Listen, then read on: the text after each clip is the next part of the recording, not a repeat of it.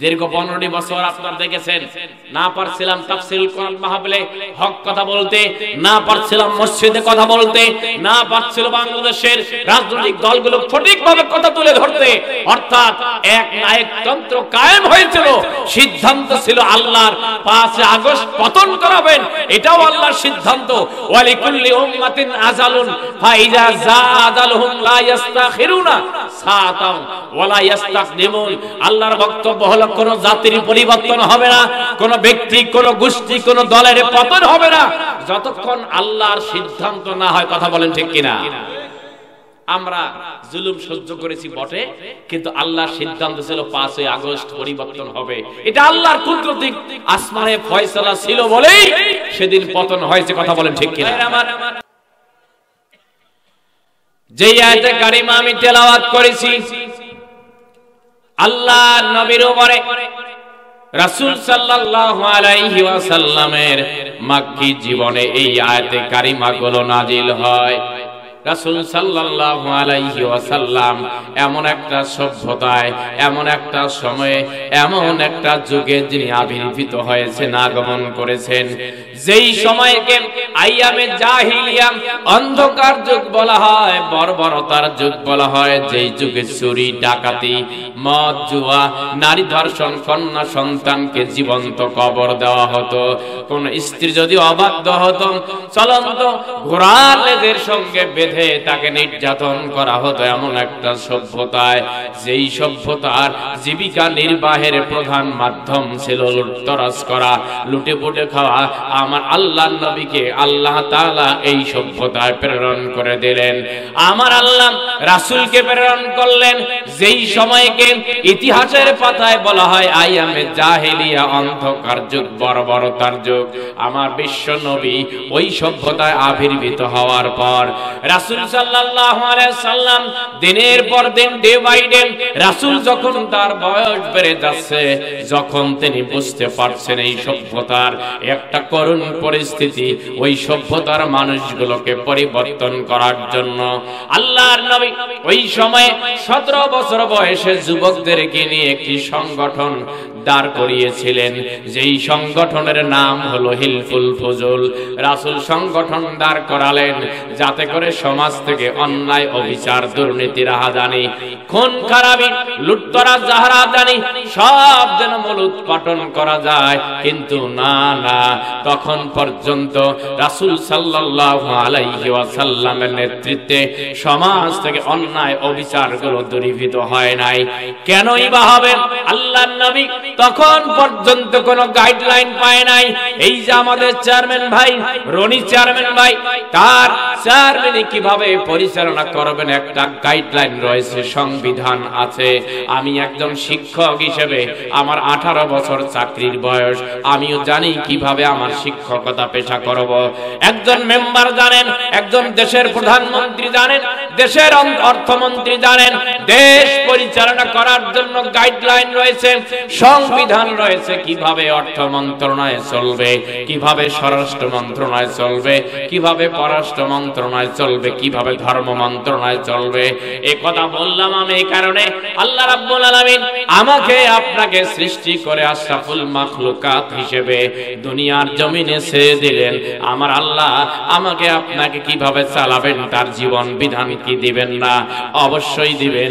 ততক্ষণ পর্যন্ত আল্লাহ নবীর উপরে কোন গাইডলাইন, আল কোরআন নাজিল হয় নাই।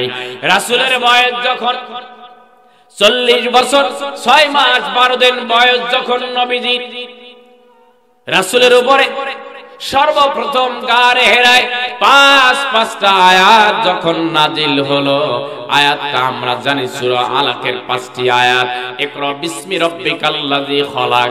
এই আয়াতগুলো নাজিল হওয়ার পর আল্লাহর নবী ধাপে ধাপে দিনের পর দিন, ক্রমে ক্রমে দিনের দাওয়াত তিনি জাতিকে পরিবর্তন করার জন্য দিতে লাগলেন। চিৎকার দিয়ে বলেন সুবহানাল্লাহ, আর জোরে বলেন সুবহানাল্লাহ। এই কথা বললাম, এগুলো কেন বললাম? বলার পিছনে কারণ, আল্লাহ আমাকে আপনাকে সৃষ্টি করেছেন, আমি আমার জীবনটা কিভাবে পরিচালনা করব, আল্লাহ কি আমাকে গাইডলাইন দিবেন না? অবশ্যই দিবেন। এই কোরআন যতক্ষণ পর্যন্ত রাসূলের উপর নাজিল হয় নাই, ততক্ষণ পর্যন্ত জাতির ভাগ্যের পরিবর্তন হয় নাই। এই কোরআন যখন নাজিল হতে লাগলো, দীর্ঘ 13টি বছর আল্লাহর নবীর উপরে কোরআন নাজিল হওয়ার পর পর্যায়ক্রমে ক্রমে ধাপে ধাপে দিনের পর দিন রাসূল সাল্লাল্লাহু আলাইহি ওয়াসাল্লামের যোগ্য নেতৃত্বে এবং সাহাবা আজমাইনদের আদর্শের মাধ্যমে ওই সমাজটাকে লিতুখরিজান নাসা মিনাজ জুলুমাতি ইলান নূর, অন্ধকার সমাজ আলোকিত করে দিয়েছে কে? একটু জবানটা খুলে বলেন না কে? ভাইরা আমার,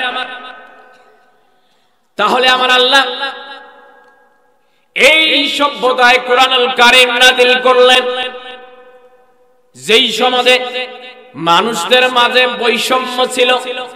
এই তো 5 আগস্টের যেই সফলতা আমাদের দেশের নতুন বাংলাদেশ উপহার দিয়েছে আমাদের শিক্ষার্থীরা, আমাদের দেশের নাগরিক সমাজেরা, আমাদের দেশের ছাত্র ভাইয়েরা, কৃষক শ্রমিক, বিভিন্ন রাজনৈতিক দলের ভাইয়েরা যেভাবে আন্দোলন করেছে দেশ থেকে বৈষম্য দূর করার জন্য, মনে রাখবেন এই কোরআনুল কারীম এমন একখানা কিতাব, এই কোরআনের দাবি হলো সমাজে কোনো বৈষম্য থাকবে না। যদি আপনাকে বুঝায় দেই, এই যে পাশে আমার ইমাম সাহেব আছে, আমি সিরাজুল ইসলাম ফারুকী, অথবা আমার চেয়ারম্যান ভাই, অথবা একজন মন্ত্রী, অথবা একজন এমপি নামাজে যখন দাঁড়ায় যায়, নামাজে দাঁড়ানোর পর ওই এমপি বা মন্ত্রী বা ডিসিএসপির পাশে যদি একজন ঠেলা গাড়ি চালক অথবা একজন কৃষক অথবা একজন দিনমজুর দাঁড়ায়, ওই এসপি বা ডিসি বলতে পারবে না তুমি সরে দাঁড়াও, আমি একজন এসপি, আমি একজন মন্ত্রী, আমি একজন ডিসি। কথা বলেন ঠিক কিনা? অর্থাৎ এই কোরআন সমাজে কোনো বৈষম্য থাকবে ভাইরা আমার। তাহলে আসলে আমরা সামনের দিকে চলে যাই, বেশি সময় কথা বলা যাবে না। সারা রাত ওয়াজ করলাম, ফজরের নামাজ পড়লাম না, সারা রাত তাহাজ্জুদ বিল্লাইল করলাম, সারা রাত কোরআন তেলাওয়াত করলাম, কিন্তু ফজরের নামাজ পড়লাম না। এই কোরআন তেলাওয়াত, এই সারা রাত তাহাজ্জুদ বিল্লাইল, এই সারা রাত ওয়াজ মাহফিল শোনা, সকল ইবাদতগুলোকে এক পাল্লায় যদি আপনি তুলে দেন আর এক পাল্লায় 2 রাকাত নামাজ যদি দেন, আপনার সকল ইবাদতের চেয়েও 2 রাকাত নামাজের গুরুত্ব বেশি হবে। এই জন্য আমার চিন্তা হলো অল্প সময় কথা বলবো, যাতে করে ফজরের নামাজ মাইনাস না হয়ে যায়। প্রিয় ভাইয়েরা আমার, ও মির্জাপুরের ভাইয়েরা, কান লাগান। আল্লাহ রাব্বুল আলামিন বলেন, ওয়ালাউ আন্না আহলাল কুরা আমানু ওয়াত্তাকাউ লাফাতাহনা আলাইহিম বারাকাতিম মিনাস সামাই ওয়াল আরদ। আল্লাহু আকবার। কান আল্লাহ বলেন, যেই সমাজের মানুষেরা, যেই ওয়ার্ডের মানুষেরা, ওয়ালাউ আন্না আহলাল কুরা, কুরা শব্দের অর্থ একটা ওয়ার্ড হতে পারে, একটা ইউনিয়ন হতে পারে, একটা উপজেলা হতে পারে, একটা সংসদীয় আসন হতে পারে, একটা দেশ হতে পারে। আল্লাহর বক্তব্য হলো, যেই ওয়ার্ড, যেই ইউনিয়ন বা যেই দেশের মানুষেরা 2টা গুণ অর্জন করতে পারবে, আল্লাহ রাব্বুল আলামিন ওই বান্দা, ওই বান্দীদের উপরে আমার আল্লাহর পরিষ্কার সিদ্ধান্ত হলো, লা ফাতাহনা আলাইহিম বারাকাতিম মিনাস সামাই ওয়াল আরদ। আমি রব্বুল আলামিন ওই বান্দা, ওই বান্দির উপরে আসমান এবং জমিনের উন্নয়নের দরজা খুলে দেবেন আমার আল্লাহ। চিৎকার দিয়ে বলেন সুবহানাল্লাহ। নীল আসমান, সবুজ পৃথিবী, যাহার সৃষ্টি সব, সকল তারিফ তোমারই জন্যে, তুমি আমার রব। আনতা রব্বি আনতা হাসবি আনতা লি নি'মাল ওয়াকিল। সৃজন করেছো চন্দ্র সূর্য, তুমি আমার রব। আনতা রব্বি আনতা হাসবি আনতা লি নি'মাল ওয়াকিল। লিল্লাহি তাকবীর। উন্নয়ন দেওয়ার মালিক কে? এটা জবানটা খুলে বলেন কে? ভাইরা আমার, তাহলে এক নম্বর কোয়ালিটি হলো আমাকে আপনাকে ঈমানদার হতে হবে। আমরা ঈমানদার কাকে বলবো?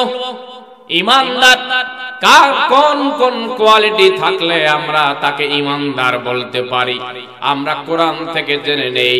আমি আমার ভাষায় এভাবে বলে থাকি, আমি ঈমানদার, আমার বাপ মুসলমান, আমি মুসলমান, আপনারও বাপ মুসলমান, আপনি মুসলমান। আপনাকে ঈমান আনতে হয় নাই, ঈমান পেয়েছি আমরা জন্মগতভাবে, আমরা ঈমান পেয়েছি, ঈমান আমাদেরকে আনতে হয় নাই। আমরা ঈমানদারের কোয়ালিটি জানবো আমার আল্লাহর দেওয়া বক্তব্য অনুযায়ী। আল্লাহ বলেন, ইন্নামাল মুমিনুনা আল্লাযীনা ইযা যুকিরাল্লাহু ওয়াজিলাত কুলুবুহুম ওয়া ইযা তুলিয়াত আলাইহিম আয়াতুহু যাদাতুহুম ঈমানাও ওয়া আলা রাব্বিহিম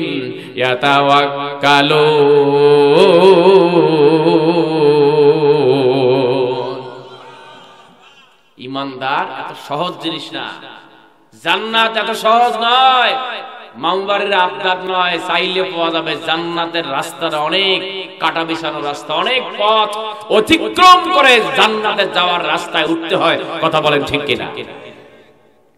ভাইরা আমার, আল্লাহ বলেন ঈমানদার ওই বান্দাগুলোকে বলা হবে ইজা যুকিরাল্লাহু ওয়াজিলাত কুলুবুহুম, যখন বান্দার কর্ণ কুহরে আল্লাহর ডাক এসে যায়, আল্লাহর কথা স্মরণ হয়ে যায়। আল্লাহর কথা স্মরণ হওয়া কিভাবে আমরা বুঝবো? এই যে আমাদের বাংলাদেশ 3.5 লক্ষ মসজিদের দেশ, যেই দেশে একই সময় আজান দেয় মুয়াজ্জিন সাহেব, দিনে এবং রাত্রে 5 বার আজান দিয়ে বলতে চায়, ওরে বান্দা, ওরে বান্দি, হাইয়া আলাস সালাহ, আসো গো আসো, নামাজের দিকে আসো। নামাজ পড়লে তোমার কি হবে? নামাজ পড়লে তোমার কপাল খুলে যাবে। মুয়াজ্জিন সাহেব পরের বাক্যে বলতেছেন হাইয়া আলাল ফালাহ, নামাজ পড়লে তোমার ভাগ্য খুলে যাবে। একখানা হাদিস শোনায় দেই, কলিজাটা ঠান্ডা হয়ে যাবে। এই যে আমাদের হাজী সাহেব মাহফিলের আয়োজন করেছে, আমার রাসূল বলেছেন, আল্লাহর কোন বান্দা, আল্লাহর কোন বান্দি আযান শোনার পর মুতাতাহিরান ইলা সালাতিল মাকতুবা, নির্দিষ্ট টাইমে নামাজটা আদায় করার জন্য পবিত্রতা অর্জন করে নামাজে দাঁড়িয়ে যায়। আমার রাসূল বর্ণনা করেন, হজ করতে অনেকেই টাকা পয়সা খরচ করে হজ করতে যায়, সামর্থ্য আছে বলে তিনি হজ করতে যান, কিন্তু রাসূলের বক্তব্য, আল্লাহর নবীর হাদিস এভাবে বর্ণিত হয়েছে, যেই বান্দা, যেই বান্দি 5 ওয়াক্ত নামাজ আদায় করে, আমার রাসূল বর্ণনা করেছেন, ওই আল্লাহর বান্দা, ওই আল্লাহর বান্দির আমলনামায় 5টা কবুল উমরা হজের সওয়াব আল্লাহ তাআলা লিখে দেওয়ার ব্যবস্থা করেন। চিৎকার দিয়ে বলেন সুবহানাল্লাহ, আর জোরে বলেন সুবহানাল্লাহ। একটা হাদিস আপনারা সবাই কম বেশি জানেন, গরিবের চেয়ে ধনীর চেয়ে গরিবেরা কত বছর আগে জান্নাত যাবে? জোরে বলেন, জোরে বলেন, কত বছর আগে? 500 বছর আগে জান্নাত যাবে। কেন যাবে? ধনী যারা যাকাত দিল কি দিল না এই হিসাব করে, এই হিসাব করতে হবে। ধনী ইনকাম করলো কোন পথে, বৈধ পথে না অবৈধ পথে, এই চিন্তা করে। আর গরিবরা হ্যান্ড টু মাউথ, দিন আনে দিন খায়, আল্লাহর গোলামি করে, হালাল হারাম তমিজ করা তার প্রয়োজন নাই, সে একদম বৈধ পথে ইনকাম করে, বৈধ পথে ব্যয় করে, যে কারণে গরিবদের হিসাব নিকাশ কম। আল্লাহর জান্নাতে ধনীদের চেয়ে 500 বছর আগে যাবে। চিৎকার দিবেন আল্লাহু আকবার। ভাইরা আমার, আর একটা হাদিস শুনে নিন। আল্লাহর নবী জনাবে মুহাম্মদুল আরবি সাল্লাল্লাহু আলাইহি ওয়াসাল্লামকে সাদ ইবনে আবি ওয়াক্কাস রাদিয়াল্লাহু তাআলা আনহু তিনি জিজ্ঞেস করলেন, ওগো নবীজি, আপনি আমাকে জানায় দেন, আপনি আমার জন্য আল্লাহর দরবারে দোয়া করেন যাতে করে আমি মুস্তাজাবুদ দাওয়া হয়ে যাই। মুস্তাজাবুদ দাওয়া তাকে বলা হয়, তিন ধরনের মানুষকে মুস্তাজাবুদ দাওয়া বলা হয়। যেই বান্দা, যেই বান্দির দোয়া আল্লাহ কখনো ফিরায় দেয় না, অর্থাৎ ওই ব্যক্তিগুলোকে মুস্তাজাবুদ দাওয়া বলা হবে। যেই বান্দা, যেই বান্দিদের দোয়া আল্লাহ কখনো ফিরায় দেয় না। লা শাক্কা ফীহিন্না দাওয়াতুল মাজলুম ওয়া দাওয়াতুল মুসাফির ওয়া দাওয়াতুল ওয়ালিদি আলা ওয়ালাদি। আমার রাসূল বর্ণনা করেছেন তিন ধরনের মানুষের দোয়া আল্লাহ ফিরায় দেয় না। এক ধরনের মানুষ তারা যারা মাজলুম জীবন যাপন করে, অত্যাচারিত হয়, অবিচারের শিকার হয়, মিথ্যা মামলার শিকার হয়, অন্যায় অবিচারের শিকার হয়।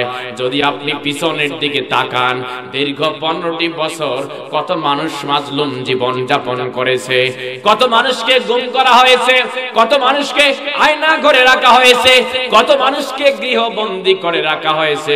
বাক স্বাধীনতা ছিল না, কথা বলতে পারতো না। মনে রাখবেন, বলতে পারেন হুজুর যদি মাজলুমের দোয়া আল্লাহ কবুল করে তাহলে 15 বছর দোয়া কবুল করলো না কেন? মনে রাখবেন, আপনার দোয়া তিন ভাবে কবুল হয়ে থাকে আল্লাহর দরবারে। এক নম্বর, দোয়া আপনি করলেন, আল্লাহ যদি মনে করেন আপনার দোয়া তরিত কবুল করে নেবেন, অর্থাৎ তাড়াতাড়ি করে কবুল করে নেবেন। আবার যদি আমার আল্লাহ চিন্তা করেন তরিত কবুল করার দরকার নাই, আমার আল্লাহ রাব্বুল আলামিন দোয়া কবুল করবেন সময় সাপেক্ষ। আল্লাহ যখন চান, যখন ভালো মনে করেন, আল্লাহ রাব্বুল আলামিন এই 15 বছর মাজলুমদের আর্তনাদকে আমার আল্লাহ পুঁজি করে নিয়ে আল্লাহ রাব্বুল আলামিন বিগত 16 জুলাই থেকে 5 আগস্ট পর্যন্ত অনেক রক্ত ঝরার মাধ্যমে এই দেশটার পরিবর্তন করে দিয়েছেন। চিৎকার দিয়ে বলেন ঠিক কিনা? প্রিয় ভাইয়ের আমার, একটি কথা বারবার বলতে মন চায়, মনে রাখবেন, আল্লাহর বান্দাকে আল্লাহ ছাড় দেন কিন্তু ছেড়ে দেয়, ছাড় দেন, ঢিল দেন, এটা আল্লাহর সুন্নাত। অর্থাৎ আল্লাহর বক্তব্য হলো ওয়ালা ইয়াহসাবান্নাল্লাযীনা কাফারু আন্নামা নুমলি লাহুম। আমি কাফের মুশরিকদেরকে ছেড়ে দেই, মনে করতে পারে কাফেররা, মনে করতে পারে কই কিছুই তো হচ্ছে না, এত মানুষকে মারলাম, হত্যা করলাম, গুম করলাম, গুলি করলাম, মানুষকে শহীদ করে দিলাম, রক্তে রঞ্জিত করলাম রাজপথ, কিন্তু কিছুই হলো না, মনে হয় আর কিছুই করতে পারবে না। এটা নয়, এটা আল্লাহর সিদ্ধান্ত। আল্লাহ রাব্বুল আলামিনের সিদ্ধান্ত হলো লিয়াজদাদু ইসমা। আল্লাহ রাব্বুল আলামিন তাকে পাপের বোঝা ভারী করার জন্য তাকে সুযোগ দেন, বাড়তেই থাকুক পাপ, বাড়তেই থাকুক, বাড়তেই থাকুক, খপ করে আল্লাহ ধরে ফেলবেন। আওয়াজ দিয়ে বলুন ঠিক বলছে না বেঠে? প্রিয় ভাইয়েরা আমার, কষ্ট হচ্ছে আপনাদের? দীর্ঘ 15টি বছর আপনারা দেখেছেন, না পারছিলাম তাফসীরুল কোরআন মাহফিলে হক কথা বলতে, না পারছিলাম মসজিদে কথা বলতে, না পারছিল বাংলাদেশের রাজনৈতিক দলগুলো সঠিকভাবে কথা তুলে ধরতে। অর্থাৎ এক নায়কতন্ত্র কায়েম হয়েছিল, সিদ্ধান্ত ছিল আল্লাহর 5 আগস্ট পতন করাবেন, এটাও আল্লাহর সিদ্ধান্ত। ওয়ালিকুল্লি উম্মাতিন আজালুন ফাইজা জাআদালহুম লা ইস্তাখিরুনা সাআতাও ওয়ালা ইস্তাকদিমুন। আল্লাহর বক্তব্য হলো কোন জাতির পরিবর্তন হবে না, কোন ব্যক্তি, কোন গোষ্ঠী, কোন দলের পতন হবে না যতক্ষণ আল্লাহর সিদ্ধান্ত না হয়। কথা বলেন ঠিক কিনা? আমরা জুলুম সহ্য করেছি বটে, কিন্তু আল্লাহর সিদ্ধান্ত ছিল 5 আগস্ট পরিবর্তন হবে। এটা আল্লাহর কুদরতি আসমানে ফয়সালা ছিল বলেই সেদিন পতন হয়েছে। কথা বলেন ঠিক কিনা? প্রিয় ভাইরা আমার, কত জুলুম দেখেন, আপনারা দেখেছেন দেশনেত্রী বেগম খালেদা জিয়া 7 বছর পর ঘর থেকে বেরোতে পেরেছে এবং তার ছেলের সঙ্গে দেখা হলো 2 দিন আগে। কি অপরাধ! আজকে জুলুমের কোথায় গিয়েছিল তারা? বাংলাদেশ শুধু নয়, বিশ্বের ইতিহাসে, আমি গতকালকে বলেছি, বিশ্বের ইতিহাসে এরকম মনে নজির নাই যে একেবারে গোষ্ঠী শুদ্ধ একেবারে দেশ থেকে পলাতক, আত্মগোপন, এইরকম ইতিহাস মানে বাংলাদেশের ইতিহাসে আর হয় নাই। আওয়াজ তুলে বলুন ঠিক বলছে না বেটি?